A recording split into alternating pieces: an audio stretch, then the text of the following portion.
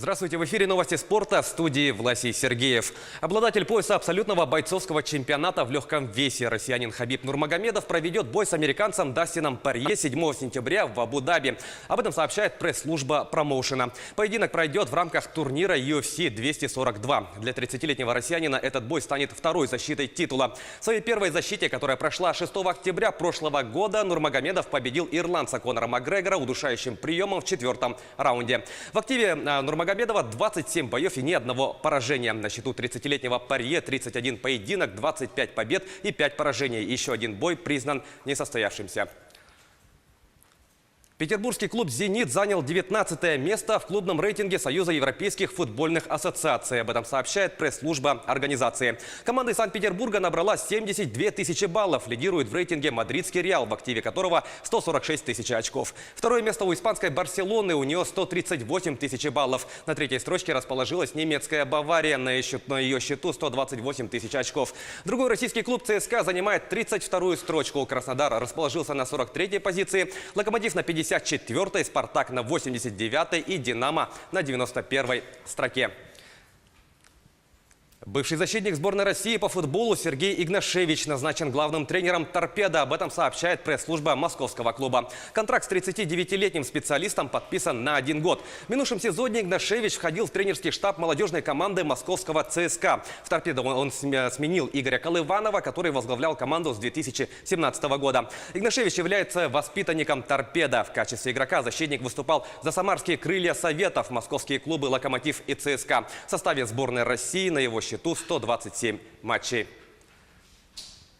Женская сборная России по волейболу проиграла команде Бельгии со счетом 0-3 в 7-м матче предварительного этапа Лиги наций. Встреча проходила в бельгийском Кортрейке. Россиянки потерпели 6-е поражение на турнире, ранее уступив сборным Доминиканской республики, Бразилии, Германии, Японии и Турции. Команда России в 7 матчах набрала 3 очка и занимает 15-е место. Возглавляет турнирную таблицу сборная Турции, в активе которой 18 очков. В следующем туре российские волейболистки сыграют против команды Сербии.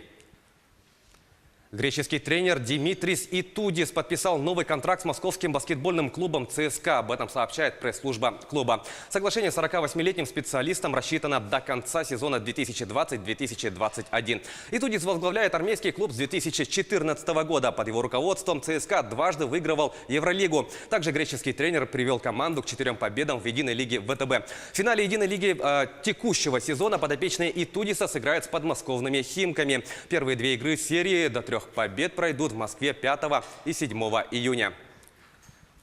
Россиянин Карен Хачанов победил аргентинца Хуана Мартина Дель Потро в 4-м круге открытого чемпионата Франции по теннису и вышел в четвертьфинал турнира. Матч продолжался 3 часа 12 минут и завершился со счетом 7-5, 6-3, 3-6, 6-3 в пользу россиянина. Следующим соперником Хачанова станет австриец Доминик Тим. В рейтинге Ассоциации теннисистов-профессионалов Хачанов занимает 11-е место. В его активе 4 победы на турнирах ATP. Тим находится на 4-й строчке рейтинга. Открытый чемпионат Франции завершится 9 июня.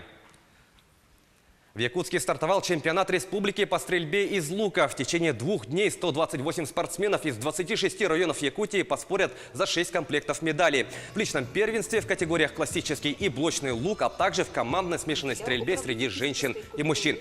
С классического лука спортсмены будут стрелять с олимпийской дистанции 70 метров и с 50 метров с блочного лука. Следует отметить, что чемпионат республики является отборочным соревнованием в финальную часть 7-х спортивных игр народов Якутии, куда по итогам соревнований попадут 16 лучших команд. Сборная команды республики Саха-Якутии, молодежь очень сильно поднимается. Тренерский состав здесь буквально вчера я посмотрел, что очень большой контингент тренерского состава. И подготовка идет у них целенаправленно. Сейчас на данный момент будут организовываться тренировочные мероприятия в Мэннитах, и там будет полная подготовка уже к чемпионату и Кубку России, который будет проводиться здесь у нас, в нашем регионе, в Дальневосточном федеральном округе. Это были новости спорта. Всего доброго.